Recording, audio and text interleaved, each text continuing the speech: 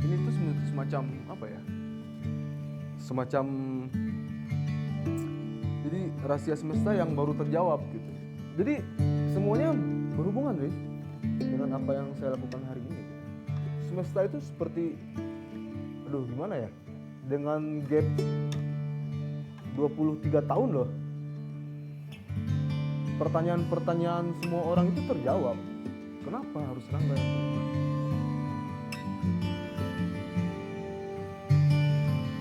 Teman-teman, kali ini podcast di tengah jalan kedatangan seorang perupa Indonesia yang cukup multidimensional.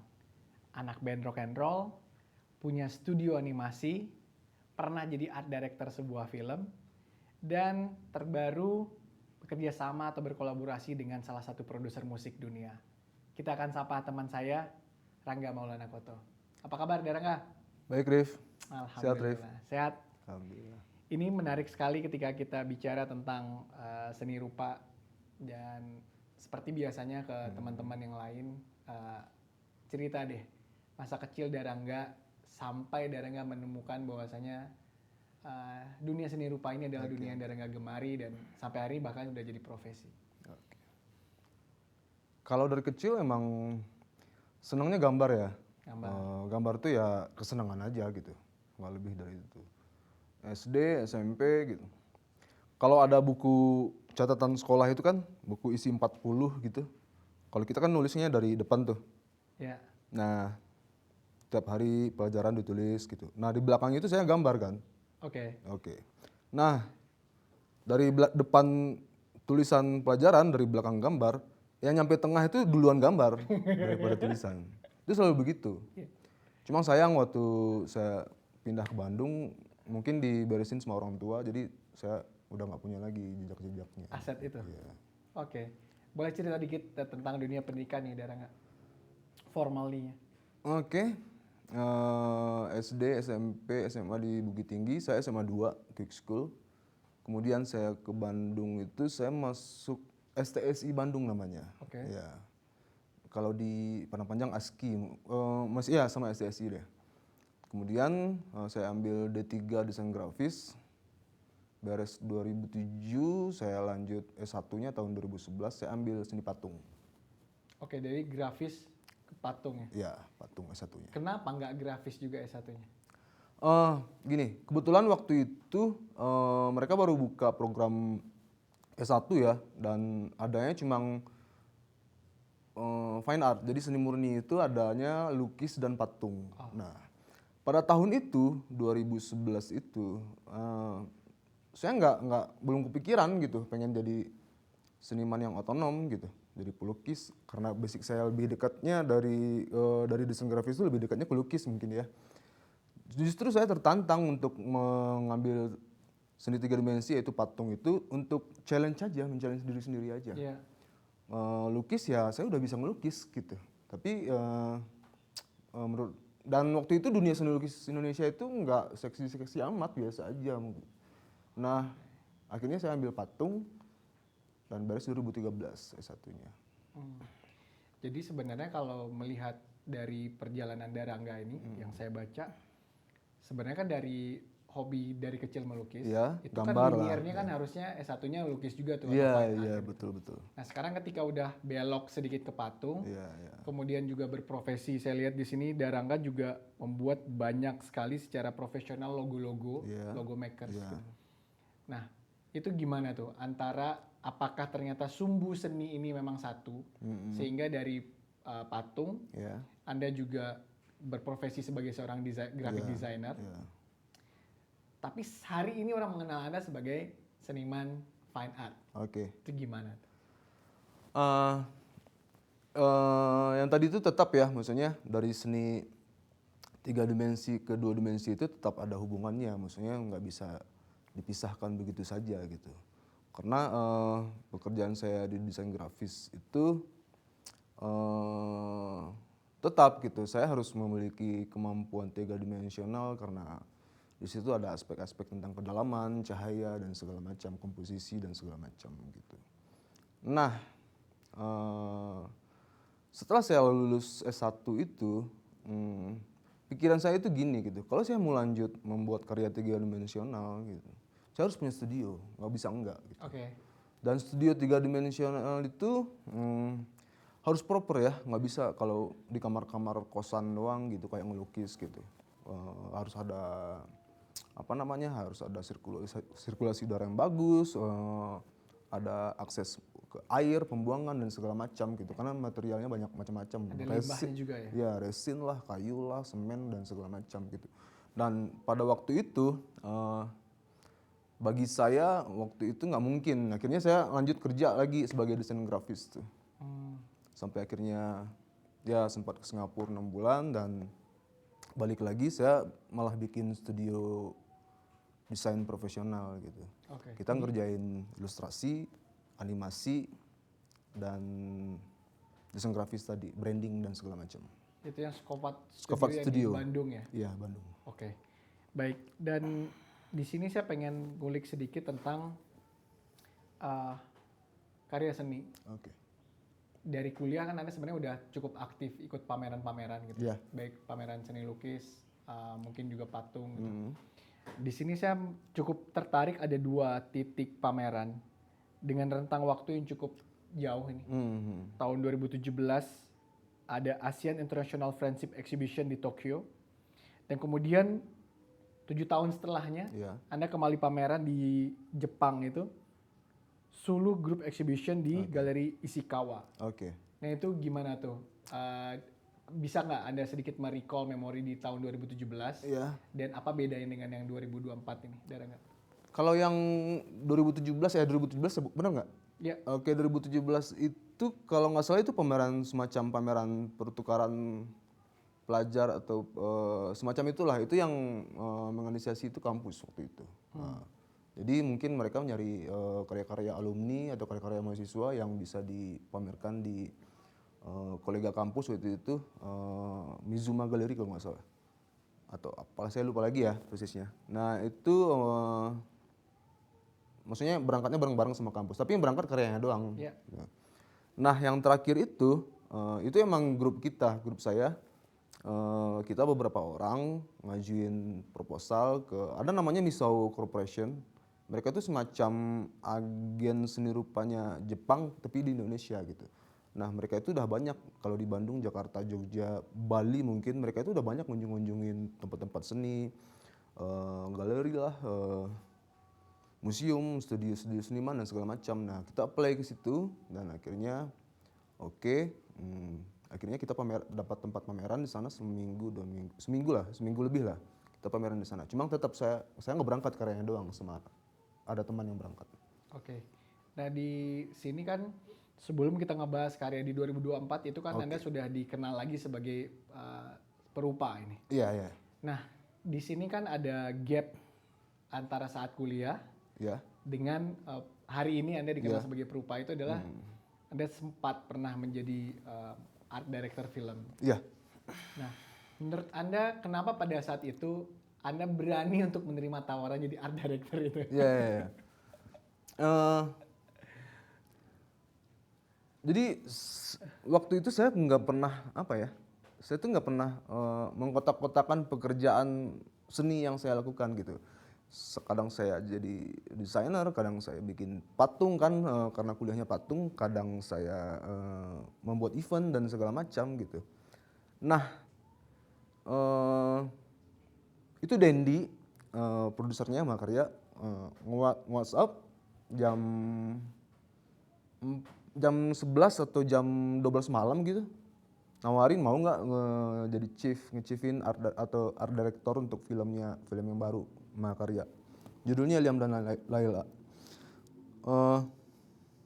Saya minta skripnya dan dia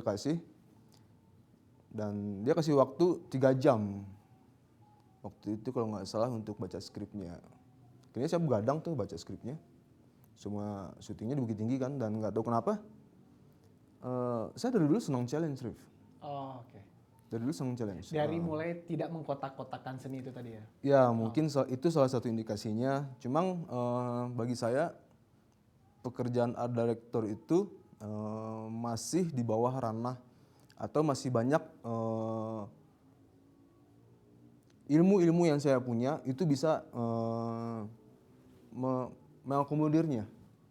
Desain grafisnya ada gitu, 3 dimensionalnya ada, dan segala macam lah gitu. Jadi saya ngelihatnya, oh ini bisa gue lakuin bisa gitu.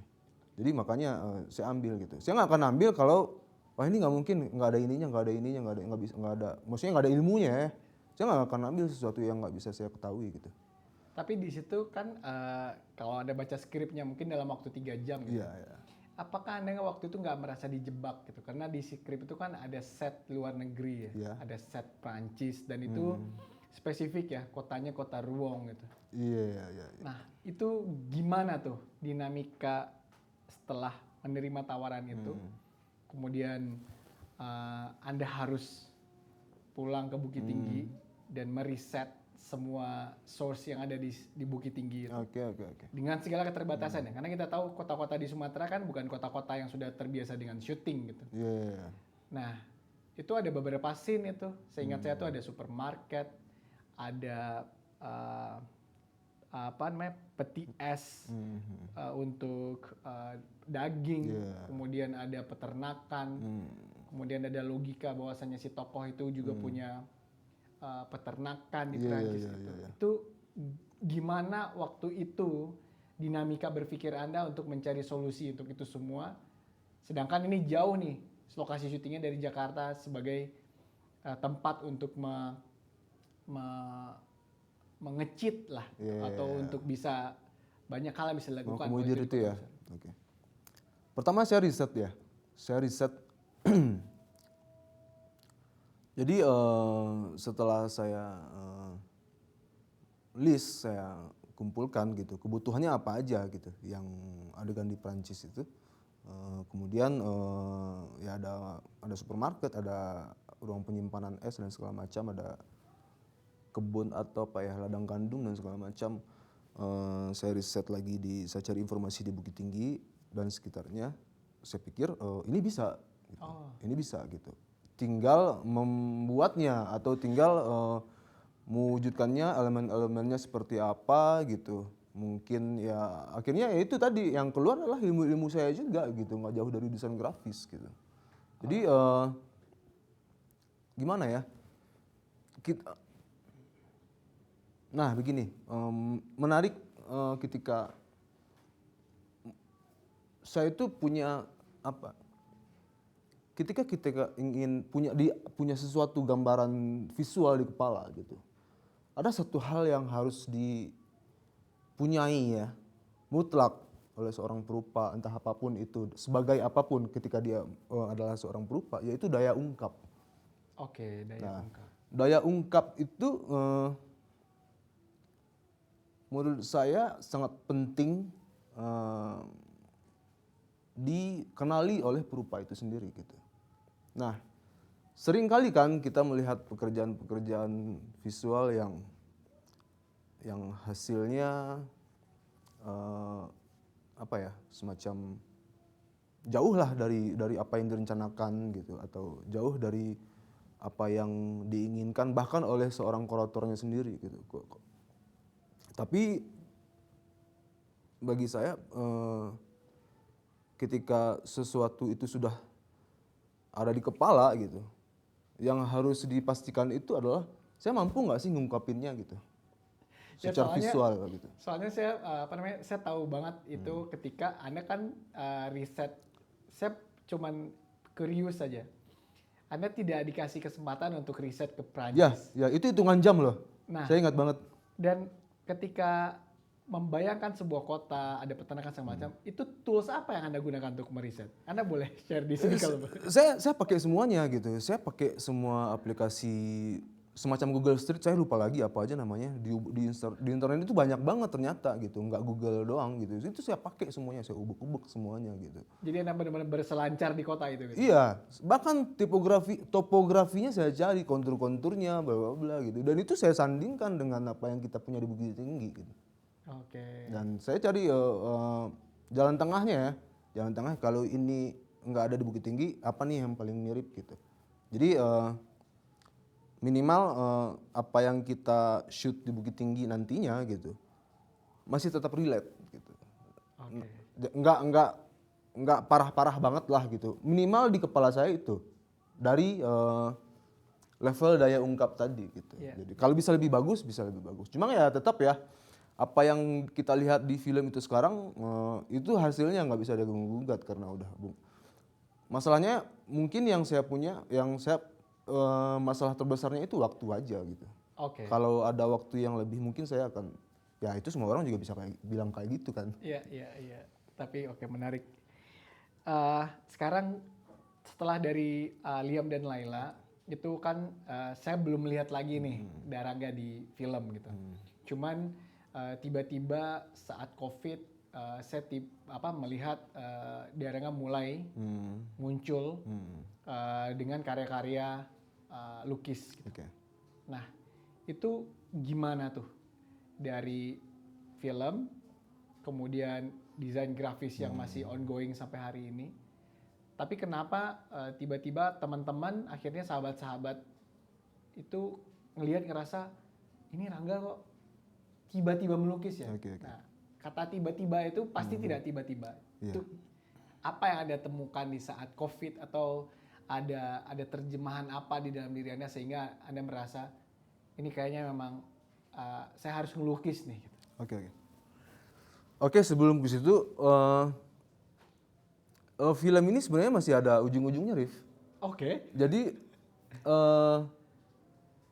masih Dendi abis Liam Laila itu saya pernah ikutan dari rekomendasi Dendi, saya pernah ikutan workshop production designer. Oke. Itu kalau nggak itu sama Bang Anto, Adrianto Sinaga. Ya. Production designernya Wiro Sableng. Nah, dari situ saya masih ada tawaran tuh, Rif. Oke.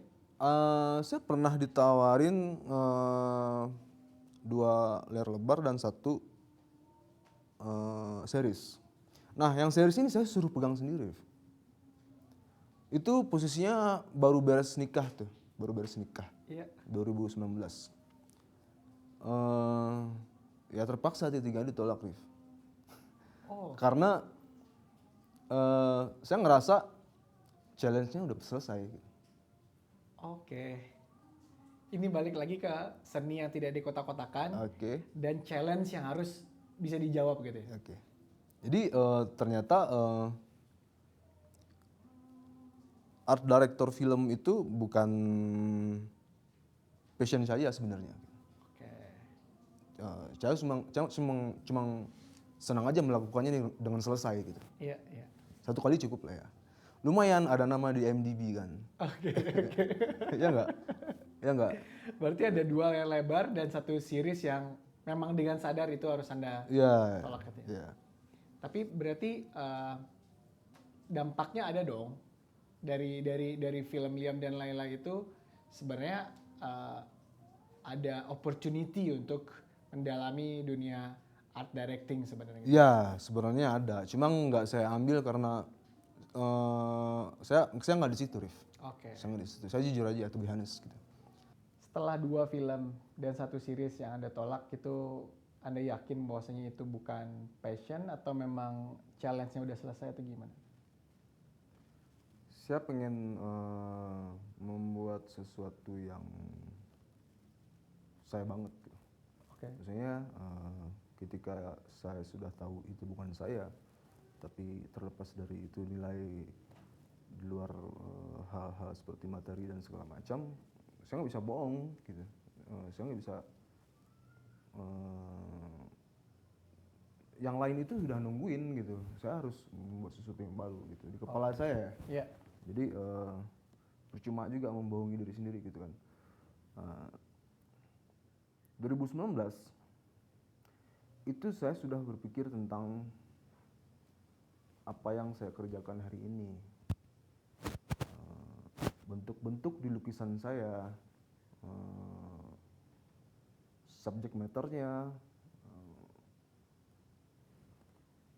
komposisi, segala macamnya itu udah saya pikirkan dari 2019 sebenarnya, sejak menikah itu.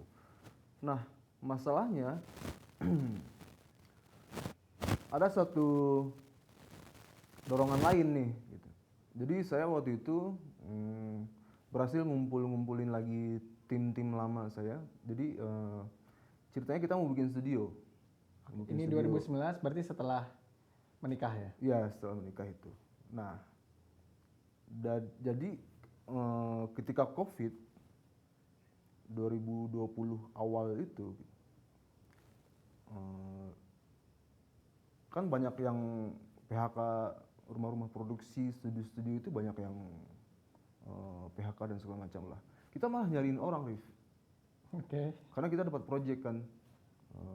Kita bikin background animasi dan ngerjain animasinya juga, terus kita ngerjain komik juga dan segala macam. Untuk ini boleh disebutin nggak? Ini yang waktu Anda membuat sebuah wadah baru Iya. yang Scovat Studio. Iya, berarti? Scope Studio itu. Jadi Boleh sebut aja brandnya.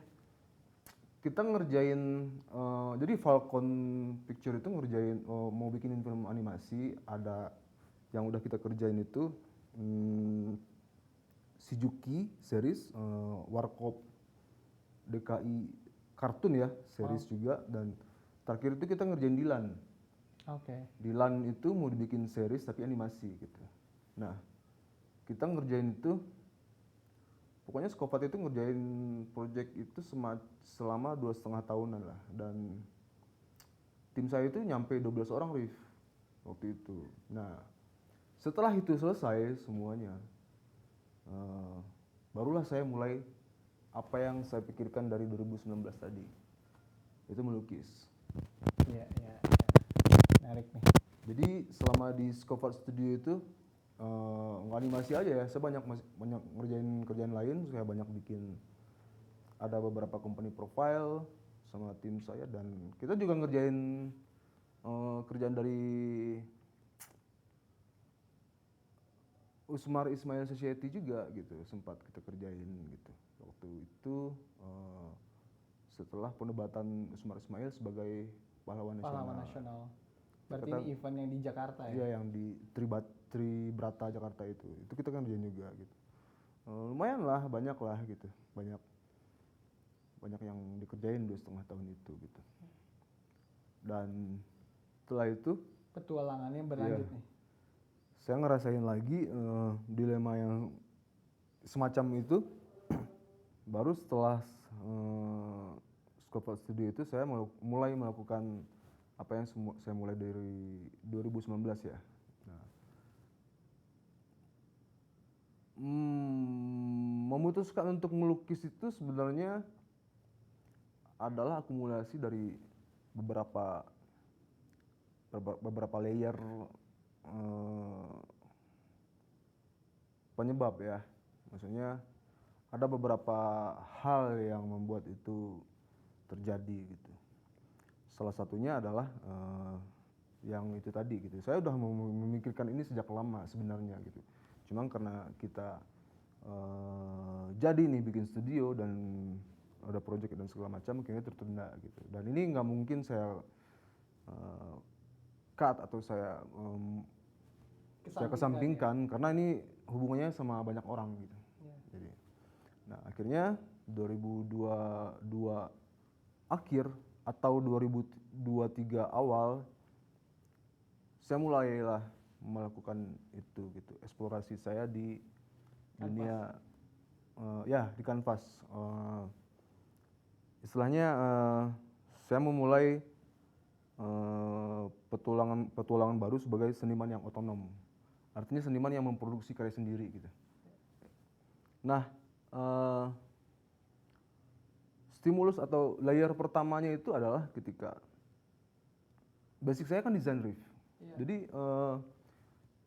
pada masa-masa itu saya merasa semacam ada kehampaan atau kebuntuan atau apa ya.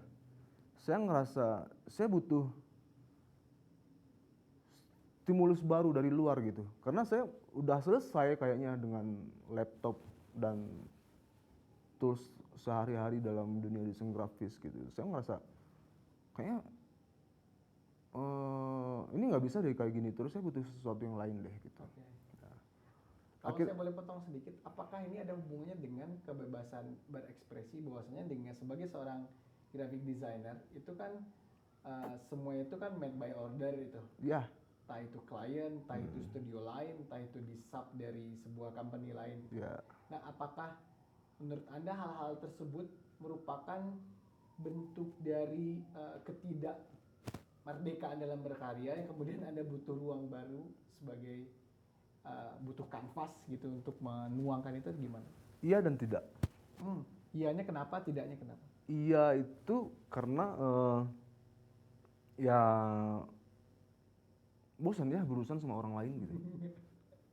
Mau enggak juga, walaupun ya syukurnya saya selalu dapat klien yang asik-asik dan klien yang kaya-kaya mungkin. Cuma maksudnya ya saya pengen kerja sendiri deh gitu. Kalau maksudnya rutinitas seperti baca brief, kerjain gitu, review, revisi, beres, gitu aja terus Rif. Belasan tahun loh saya kayak gitu dan bosan juga gitu. Nah, tidaknya adalah ketika kadang-kadang saya ngerasa kok desain saya gini-gini aja ya. Oh, oke. Oh, ini lebih ke introspeksi. Iya, ya jadi ini yang memancing stimulus tadi gitu, kebutuhan terhadap stimulus tadi. Ketika saya harus punya metode lain deh kayaknya supaya desain ini bisa fresh gitu. Ya. Pun teman-teman saya, orang-orang terdekat saya tahu gitu identitas desain saya itu seperti apa. Oh ini Rangga banget nih gitu. Oh ini lu banget nggak gitu dan segala macam. Tapi itu kan lalu lintasnya masih digital. Paham. Oke. Jadi saya putuskan saya butuh sesuatu yang saya kerjakan handmade gitu. Oke. Awalnya saya berpikir tentang yang nggak jauh-jauh dari dunia desain itu adalah teknik cetak. Saya berpikir tentang sablon, litograf atau woodcut lah gitu. Tapi akhirnya karena si sampah-sampah visual itu yang menumpuk di kepala saya itu udah terlalu banyak, udah terlalu berat kayaknya. Terekam gitu ya. Iya. semuanya. Akhirnya saya putuskan ya udah kanvas aja deh duluan gitu. Nah, ininya lagi apa namanya? Karena dari 2019 sudah dipersiapkan gitu. Walaupun saya sibuk dengan Scovert Studio, tapi saya selalu meluangkan waktu untuk melakukan dan udah dikumpulin dan segala macam.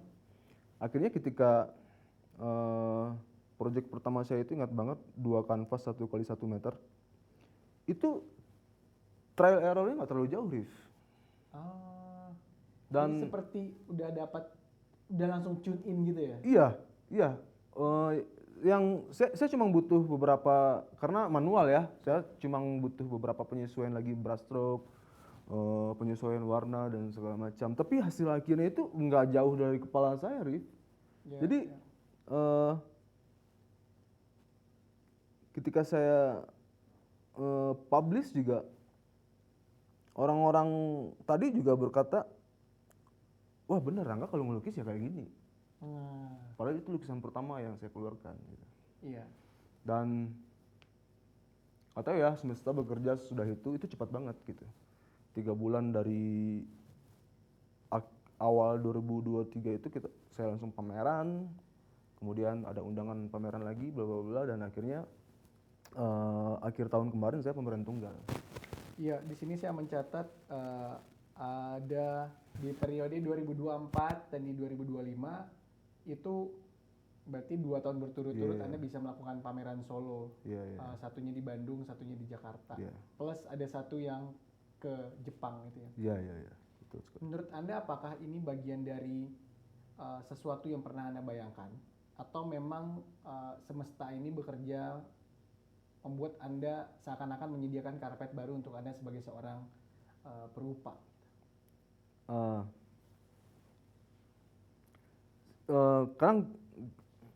Kadang saya ngerasa gini, Rif, ini kayaknya terlalu smooth deh, gitu. Terlalu cepat. 2 tahun memulai karir, bukan memulai ya, maksudnya memulai step baru mungkin ya, gitu. itu sampai ke pameran tunggal itu termasuk cepat. Ya, dan sesuatu yang perlu disyukuri kan sebenarnya. Ya. Nah, di sisi lain saya itu full time artis. Ya. Saya bekerja di studio, saya punya 2 studio sekaligus gitu. Dan saya kerja bolak-balik tiap hari gitu. Bahkan minggu juga saya kerja gitu. Jadi mungkin itu jawabannya ya gitu ketika saya melakukan apa yang daya ungkap yang tadi saya sebutkan itu gitu. Beres ini kerjain lagi. Kadang-kadang saya naik 2 kanvas sekaligus atau bahkan 3 kanvas sekaligus gitu. Dan saya sudah terbiasa dengan pola kerja seni lukis ini hari ini. Ya. Kalau boleh tahu sedikit dengan pola kerja dan jam kerja nih. Apakah Anda termasuk seniman yang bekerja di rumah atau Anda memang membuat garis batas antara kehidupan di rumah bersama keluarga Ya. dan kehidupan Anda sebagai seorang artis? Anda di area mana nih? Tetap harus terpisah ya. Kalau di rumah itu ya udah kita sebagai ayah dan suami gitu. Kalau di studio tempat saya bekerja itu saya jadi ibu. Karena mungkin bagi banyak seniman juga ya, karya itu atau lukisan itu kan anak kita, Rif. Jadi di studio lah saya memikirkan bagaimana dia lahir, bagaimana dia besar gitu, bagaimana dia nanti, bagaimana dia kalau saya sudah nggak ada nantinya gitu. Itu kan di maintenance-nya di studio dan saya nggak bisa mengerjakan itu di rumah gitu. Oke. Jadi seniman ini semacam makhluk lain mungkin ya gitu, yang nggak sebagai pekerja doang gitu, nggak sebagai pelukis doang gitu, tapi begitu wujudnya apa namanya, wujud tanggung jawab ke karya sendiri itu mungkin kurang lebih bagi saya seperti itu gitu. Walaupun kadang-kadang anak datang gitu ke studio gitu, ikut melukis kadang-kadang, ya udah itu mah itu ngasuh anak aja. Saya nggak bisa kerja dengan ya ada anak, ada istri gitu, nggak bisa saya. Oke. Nggak bisa.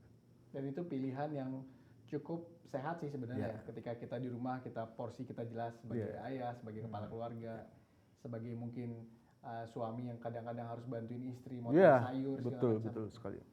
Dan itu menarik sih, menurut saya menarik. Dan tadi saya juga mau underline ketika Anda bilang masuk lagi ke media ungkap di kanvas ini, itu bentuk dari kejenuhan atau Anda merasa desain Anda kok gitu-gitu aja. Itu kan berarti ada sebuah pemikiran bahwasanya yang kita lakukan hari ini itu belum mapan gitu. Secara pemikiran kita itu masih terus harus berkembang dan kita harus terus berjalan kan gitu.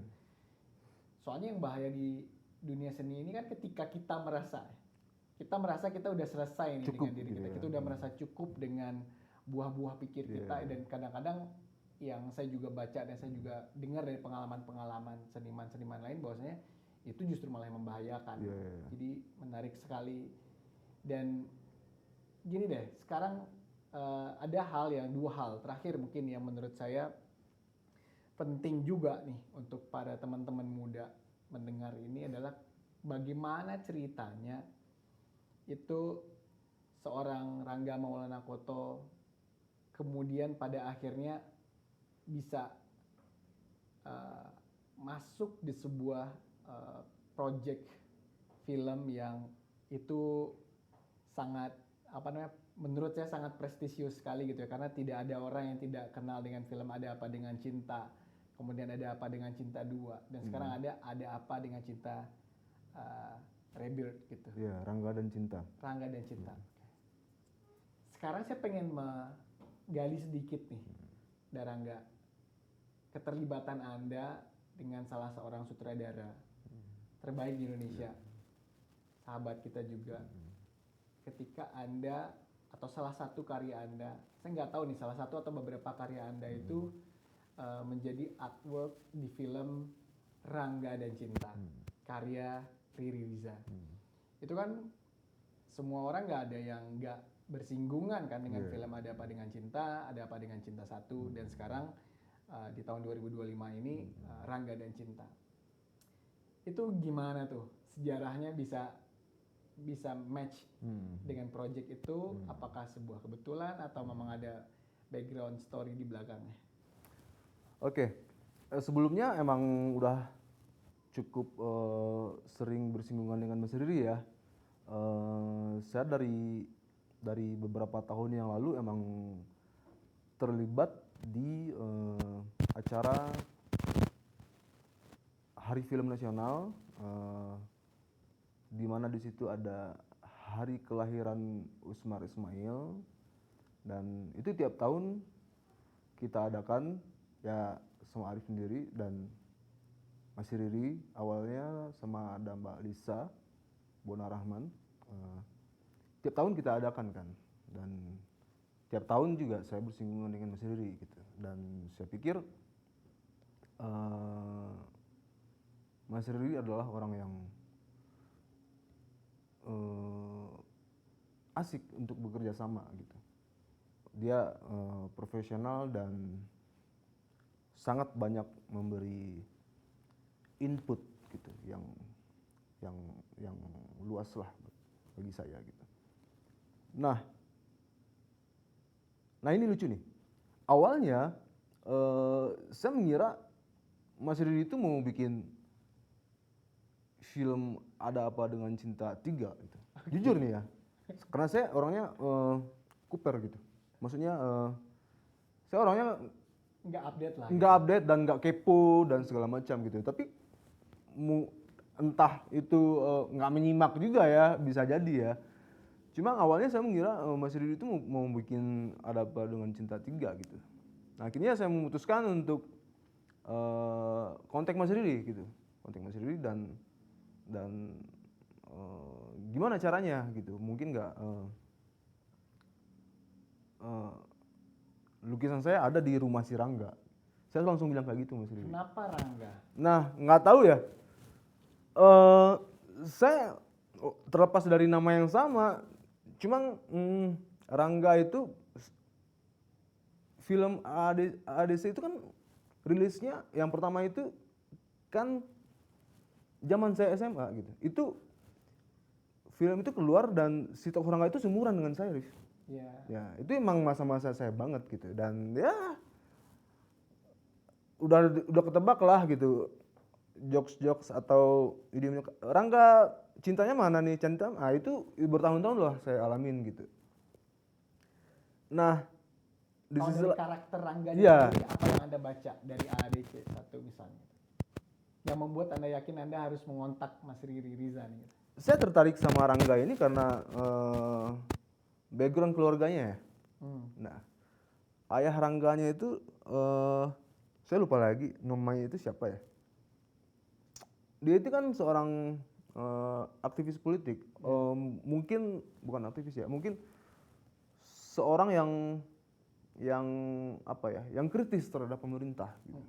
Pada masa itu, setting itu kalau nggak salah 2000 awal. Nah dan Rangga itu bersinggungan dengan itu gitu. Ketika dia gimana dia dapat teror mungkin dari sisa-sisa rezim-rezim Orde Baru ya, karena waktu itu ceritanya udah reformasi. Pasca reformasi gitu. Dan si Rangganya ngejar keluar sambil teriak, "Woi!" gitu. Jadi dia melakukan perlawanan secara langsung gitu terhadap kekuatan-kekuatan itu gitu. Dan jadi saya pikir ketika ada Apa Dengan Cinta 3 gitu. Ini mindsetnya masih Ada Apa Dengan Cinta 3. Iya, ini masih nih, saya masih berpikir tentang Ada Apa Dengan Cinta gitu. Saya nebak-nebak aja, Rif. Wah, kayaknya asik nih kalau di rumah si Rangga ada lukisan saya yang notabene full of text, maksudnya yang menggunakan tipografi sebagai subject matter gitu. Jadi ini bisa menarik nih harusnya ya. Ya. Dan setelah itu Mas Riri beberapa hari kemudian dia baru respon gitu. Rangga, ini adalah Rangga dan Cinta gitu. Jadi ada apa dengan cinta ribbon gitu. Jadi ini bukan DC3 gitu, tapi ini menarik gitu. Dan waduh, bukan ya? Nah, Salah nih terus. ya akhirnya Mas Riri bilang tertarik dan dia juga udah bilang sama Dita Gambiro, production designernya, dan tertarik juga gitu. Saya tahu Dita, dia juga lulusan Bandung dan ada direktur beberapa film terkenal dan dia perupa juga, dia aktif pameran juga di Bandung dan segala macam, art jok dan segala macam gitu. Nah akhirnya saya ngerasa klop dengan pekerjaan ini, Mas Riri telepon.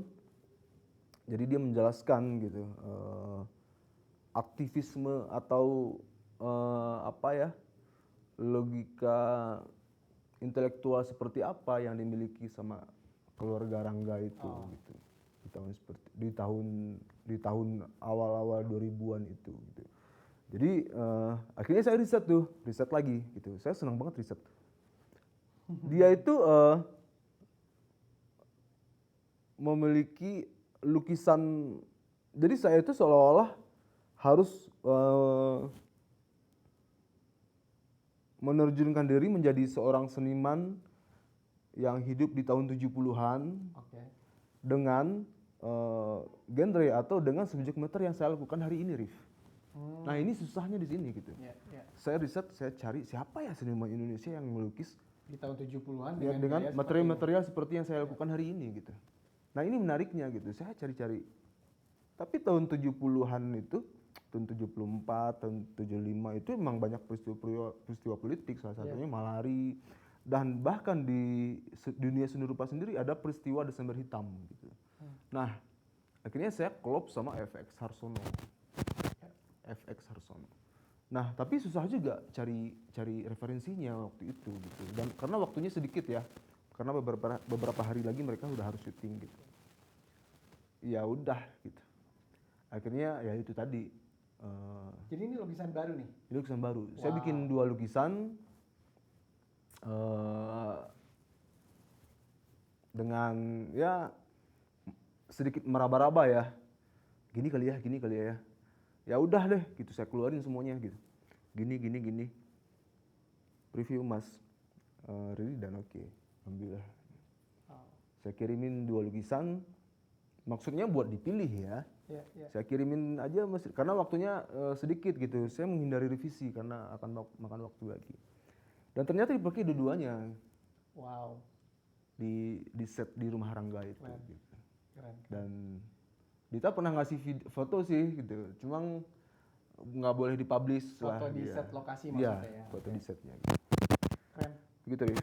Itu menurut saya adalah sebuah lompatan yang tadinya Anda sudah mengungkapkan bahwasannya jadi art director itu bukan passion Anda dan Anda sepertinya udah selesai nih untuk challenge sebagai art director, tetapi yang namanya sumbu seni gitu ya.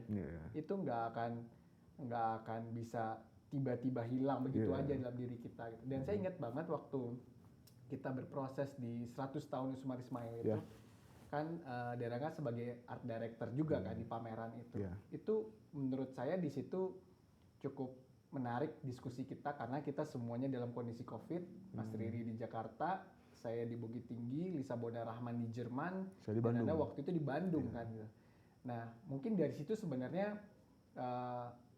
apa ya, alur berpikir, pola komunikasi itu sebenarnya kan memang setiap insan seni ini sebenarnya punya garis yang sama, makanya ada visi yang sama. Chemistry-nya udah terbentuk dari situ ya. Udah kebentuk dan jadilah pada saat itu bentuknya pameran.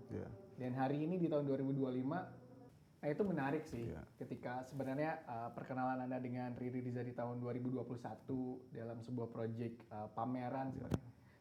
Itu kan kita nggak pernah nyangka tuh ketika ternyata sumbu seni atau memang naluri Anda di bidang film itu.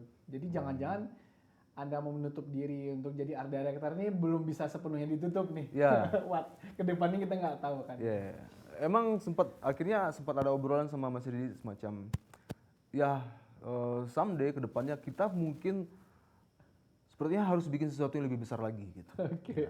Ya saya harap itu terjadi dengan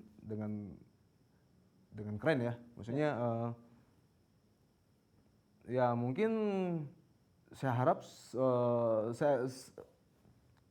saya dengan Mas Riri sempat bersepakat untuk someday mungkin kita harus bikin sesuatu yang lebih besar lagi gitu, yang lebih asik lah, yang lebih keren gitu.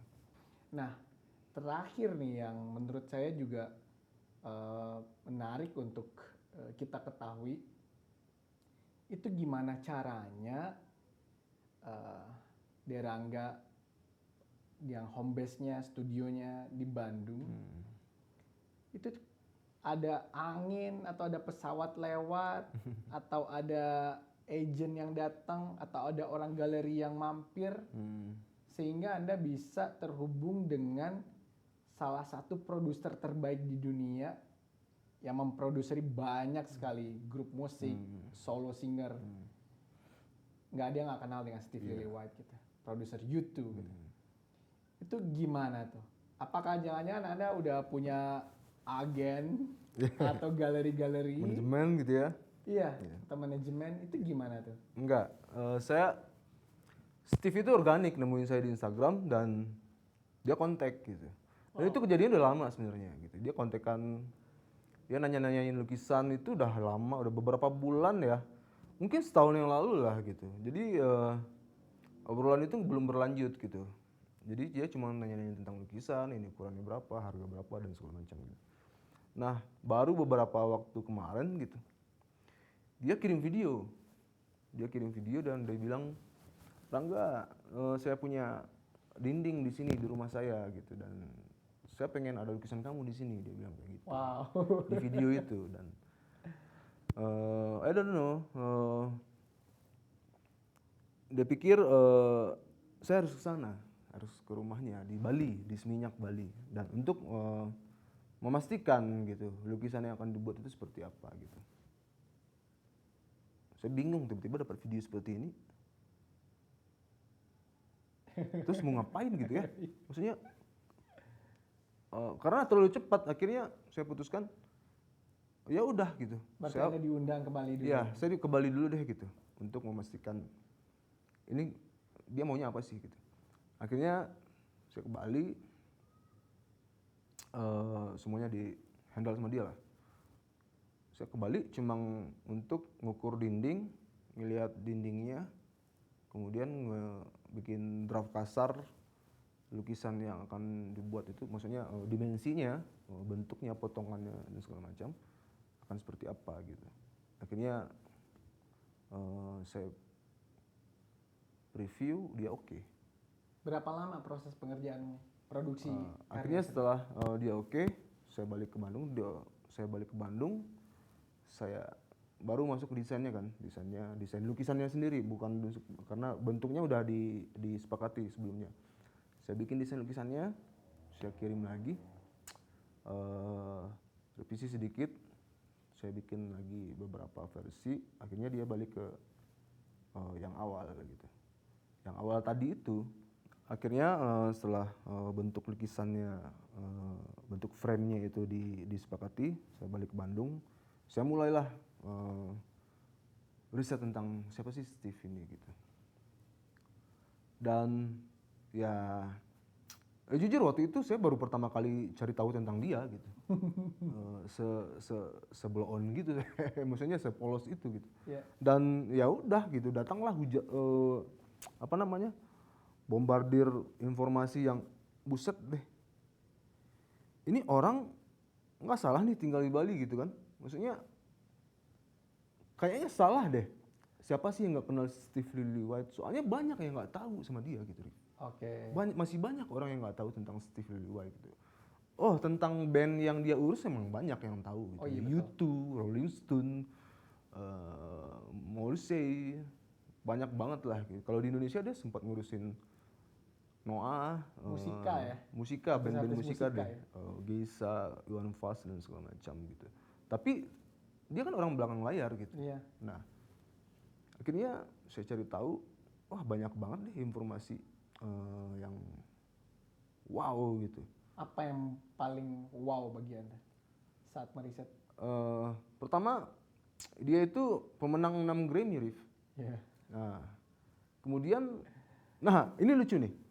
Jadi awal kontekan sama dia itu, ya dia kirim video di dia awalnya DM-an di Instagram, terus dia minta WhatsApp, oke sir kata aku. Dia bilang easier to communicate in WhatsApp. Gitu. Awalnya ya oke sir, siap sir, thank you sir dan segala macam. Ketika kita deal saya untuk berangkat pertama kali ke Bali tadi, dia bilang kayak gini, don't call me sir, just Steve katanya. Oh, Oke. Nah sudah itu saya riset, ternyata dia beneran sir. Jadi dia itu punya gelar CBA, Commander of British Empire di Inggrisnya gitu. Dia dapat dari Buckingham ya berarti. Iya, dia dapat itu bareng sama Liam. Liam, Oasis, sama satu lagi dia bareng Robert Plant, vokalis Led Zeppelin. Robert Plant, Liam Gallagher, Iya. dan Steve Steve. Lillywhite. Saya lupa beberapa orang lagi gitu. Cuma nama-nama ini yang bisa kita bilang siapa yang nggak tahu gitu. Cuma dan selevel itulah Steve gitu. Iya, iya. Masih banyak, Rif. Steve ini adalah orang yang semakin saya cari tahu, semakin saya wow gitu. Dan ada satu lagu judulnya Veritas in New York. Lagu itu saya sukai sejak zaman kuliah. Oke. Karena dia jadi soundtrack filmnya Basquiat kan. Iya. Film yang dimainkan sama David Bowie. Iya. Pelukis Basquiat di Amerika. Nah, di soundtrack film itu ternyata yang nyanyi istrinya Steve yang meninggal beberapa waktu yang lalu di kecelakaan speedboat. Dan itu cukup membuat saya merinding waktu itu gitu. Jadi ya udah deh, nggak usah cari tahu lagi tentang dia, takut banyak lagi yang bikin kaget gitu. Yang jelas dia orang besar gitu. Kita tahu di sini dia itu adalah produser ya, tapi di luar dia disebutnya super produser. Sebesar itu dia. Oke. Dan dia tinggal di Bali, di vilanya sendiri. Wow. Hari ini. Dan apa yang akhirnya Anda tawarkan karena Anda bermain-main dengan huruf, tipografi? Apakah di lukisan itu termaktub biografi dia atau di lukisan itu ada message apa yang Anda titipin? Saya merangkum biografi hidupnya Steve di dalam lukisan itu gitu. Dari mulai dia kecil, dari mulai irisan-irisan dia dengan dunia musik gitu, sampai akhirnya dia di titik hari ini ya. Mungkin udah 50 tahun lebih dia di dunia musik, industri musik dunia gitu. Dan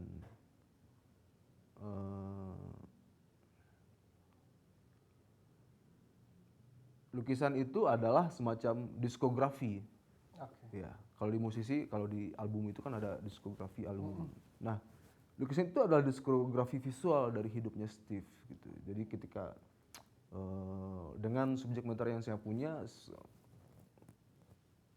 tipografi, font, bidang desain dan segala macam itu saya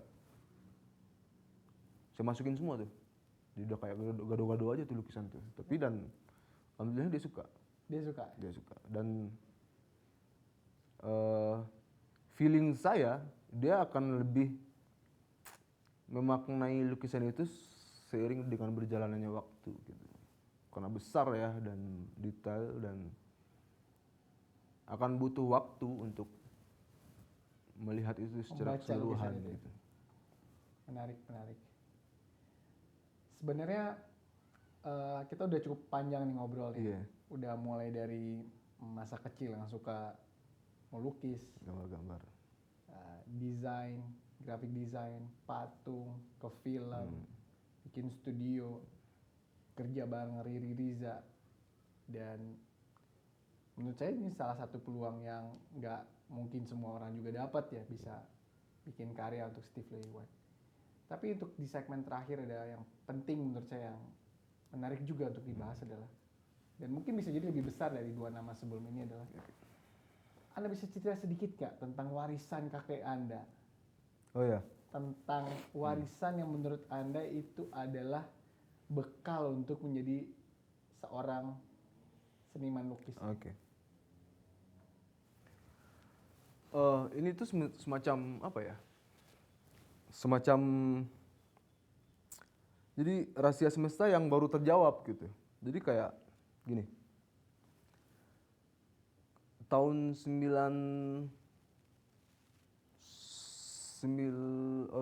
tahun 2001 waktu kakek saya meninggal, dia itu meninggalkan wasiat untuk saya gitu. Oke. Dia meninggalkan semacam warisan lah. Cuma pertanyaannya, kenapa dikasihnya ke saya gitu kan? Dia punya 4 anak laki-laki, yaitu paman-paman saya. Kenapa tidak dikasih ke salah satu dari mereka? Kakek saya ini datuk, dan kebetulan bapak saya juga datuk kan. Kalau ini urusannya tentang keminangan, kenapa nggak dikasih ke bapak saya gitu? Kalaupun nggak ke anaknya gitu. Nah, loncatnya terlalu jauh kan ke cucu gitu. Iya. Kan, kalaupun ke cucu, kenapa nggak ke cucu yang paling tua gitu?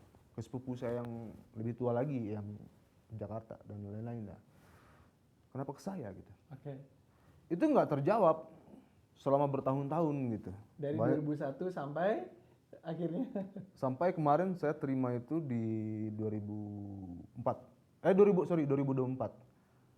berapa tahun tuh? 23 tahun lah. Dan itu selama 23 tahun itu warisan itu bentuknya apa tuh? Apakah bentuknya kayak di film-film tuh, sebuah peti kah atau apa? Buku. Buku. Jadi dia punya aset intelektual seperti, dia itu sejak pensiun tentara, dia itu banyak nulis. Dia nulisnya itu pakai tangan, Rif. Jadi dia nulis di buku folio gitu, buku lembaran folio itu, dia nulis tangan gitu. Kalau enggak HVS yang dia garis sendiri, pakai pensil gitu. HVS polos, Iya, beliau garis dulu, iya. baru itu Garis dijadiin. baru dia nulis di situ tulisan tangan. Gitu. Nah, si tulisan-tulisan itu yang notabene kebanyakan ya tentang Minang ya, gimana dia seorang datuk, itu banyak ada kayak falsafah Minang, mutiara kehidupan, pantun adat, kemudian apa namanya, kalau datuk-datuk itu lagi berdebat di rumah gadang itu apa sih? Petata petiti. Petata petitih yang gitu-gitu itu banyak banget dan banyak lah gitu. Dan itu buku itu ada belasan kalau nggak salah gitu. Nah, Itu disimpan di koper atau di di dalam lemari. Jadi si buku itu semuanya dititipin ke ayah saya gitu. Oke. Nah, jadi beberapa bulan sebelum dia meninggal, nggak bulan deh, sebulan deh atau beberapa minggu deh sebelum dia meninggal itu, ayah saya itu disuruh pulang ke rumahnya, kampung saya itu di Maninjau. Maninjau. Nah, waktu itu ayah saya datang ke Maninjau sendiri, pulang-pulang kembali ke Bukit Tinggi udah bawa banyak kardus atau saya lupa lagi bentuk bingkisannya, dan itu langsung disimpan gitu. Kita nanya, itu apaan? Kok datang dari Maninjau? Papa tumben-tumbenan bawa bingkisan banyak, maksudnya itu sesuatu yang akan, dan itu belum dijawab. Itu belum dijawab. Nah, itu dijawabnya itu ketika kakek itu meninggal. Kakeknya meninggal di 2001 tadi. Oh. Nah, setelah meninggal barulah berita itu disebutkan, maksudnya warisan intelektual dia ini gitu. Jadi bahwasannya saya Rangga ini akan menerima paket warisan dari kakek ini ketika saya nginjak umur 40 tahun. Jadi tahun kemarin tuh posisinya. 2024. Ya. Itu 40 tahun. Ya. Dan baru boleh dibuka ikatan itu. Ya, boleh saya baru bisa terima itu tahun 2024, setahun yang lalu gitu. Itu beneran wasiat berarti ya? Karena ada ketentuan kan? Iya, iya. Dan itu dipegang sama Ayah. ayah saya gitu. Dan semuanya udah di tangan saya sekarang gitu. Jadi aduh saya merinding. Jadi semuanya berhubungan, Rif, dengan apa yang saya lakukan hari ini gitu. Jadi buku-buku itu yang notabene adalah tulisan tangan dan isi tentang buku itu yang sudah pasti tentang identitas siapa saya gitu.